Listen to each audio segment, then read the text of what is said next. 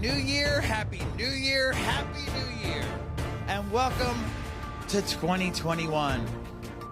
Welcome to the first new year ever that people will not be mistakenly writing the name of the previous year on anything. Hey, hey, Denver. Hey, hey, world. I'm Damien, Dane, and you're watching The Sesh. Look, I'm not even going to say the name of the last year, the outgoing year. I mean, it's over, right? And you know how some people are telling you, all of the problems don't go away magically just because it's a new year. We still have to worry about COVID and McConnell and blah, blah, blah, blah, blah, blah. Okay, you don't have to stifle your excitement. It is perfectly okay for you to realize that part of you that was beaten to hell by the last year. And if you need to have some type of ceremony to get through that, well, blessed be and burn some shit down. You deserve to feel free from the panic attack that last year caused. And make no mistake, you've most likely been in a clinical panic attack, and you are allowed to take your foot off of your neck, take a deep breath, be grateful that you can take a breath, and realize that you have the tools to handle 2021. And I'm not just talking about the vaccines, but you have the knowledge that wearing a mask and social distancing is the key to not getting the virus.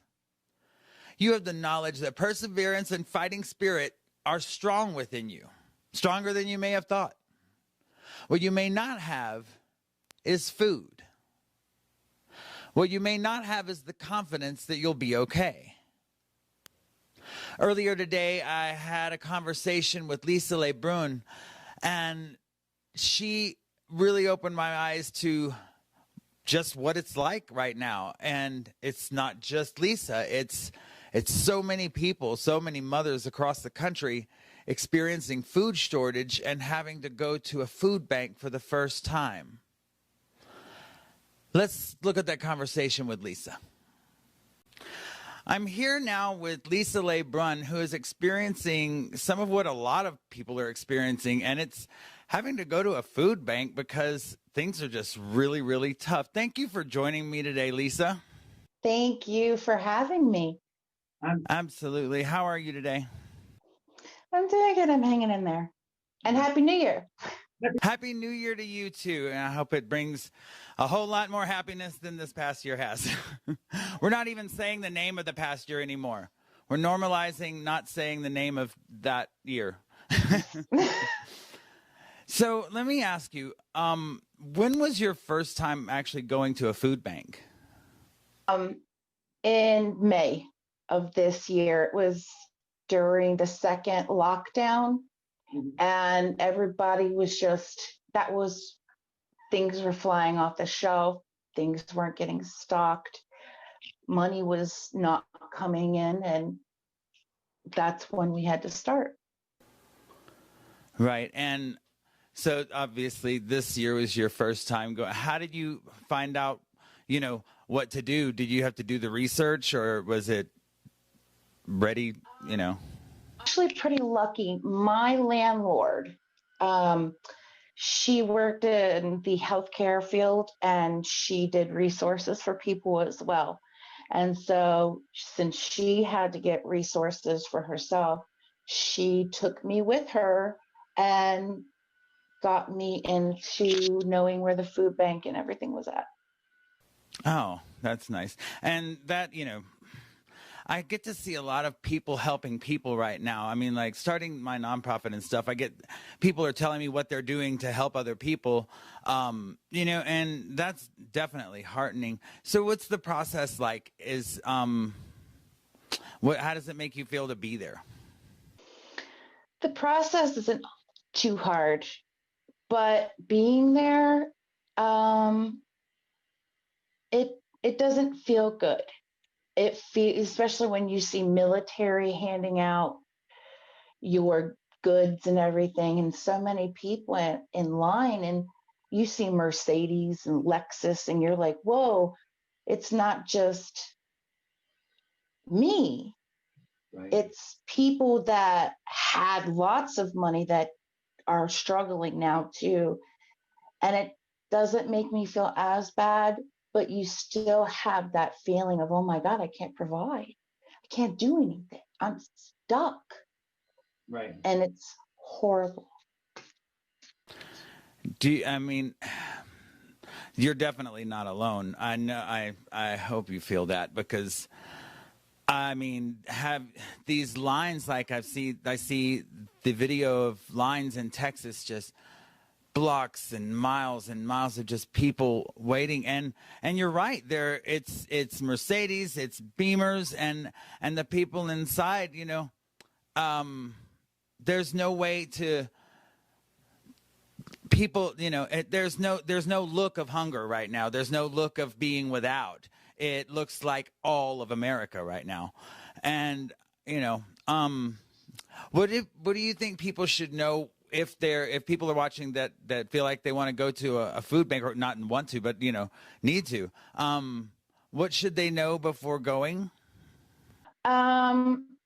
Usually they ask you how many people are in your household.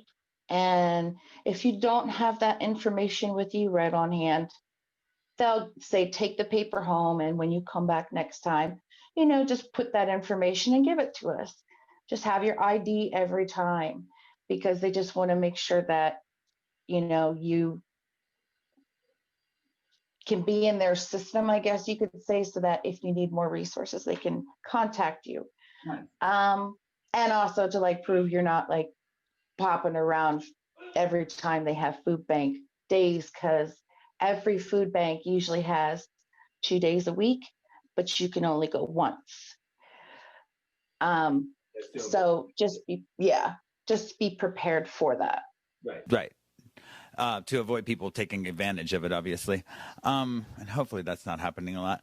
I mean, I hear, even just talking to you, I hear the little bit of desperation that's in your voice, and it's sad. And I know that that's, a collective sound that, coming from all of the people in this country right now. What have you been doing to keep your spirits up? I've been with my family, with my kids. I've also tried to I want to start making my health a priority. And it's something I haven't done, and I haven't reached out to doctors in the past. So I'm doing that now. So I'm trying to do that, as well as find joys in other things and letting the anger go. I notice when I let anger go on the little things and I laugh and just go, we're good. So far this year, it's been working. Yeah. And that's what I'm doing. Bless you. That's awesome. What do you say to people who might be watching who think that that your situation could never happen to them? That's not true, because we're not guaranteed our jobs, and we're not guaranteed food, and we're not guaranteed shelter, which we should be. We should be guaranteed. Nobody should go hungry or without shelter, but it happens. Disasters happen. Fires happen. Earthquakes happen. Pandemic happened. And unfortunately, we've been left with a country that is crippled by no leadership. But if we had better, I think we wouldn't be in the position we are in. Not as bad, at least. But I do believe that if we stick together, if we really try to learn from these mistakes that we do and from our past, we can move forward from this. Let's hope that's true. I definitely do, and I hope the best for you and your family. I'm sending you the biggest hugs and kisses, nugs and kisses, and just like have the best New Year, and just let's eat something. Let's eat something bad tonight.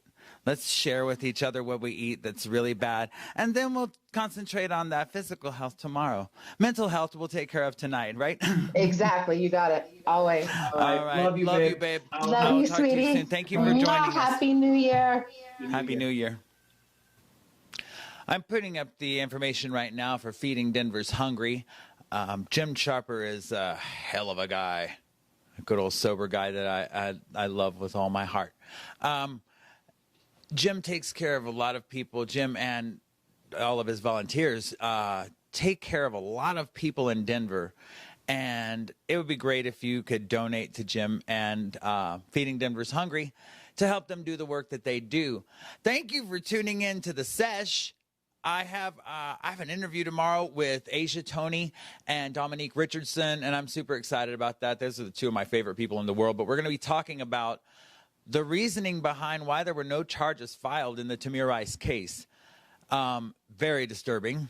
So tune in so we can sesh about that too. And if you have anything you want to sesh about, let me know. If you want to come on the show to talk about something, let me know. If you want to debate about something, I'd be happy to do that too. All right. Thank you for tuning in to The Sesh, and we will see you next time. Remember, when we die, we only get to take our memories and the truth.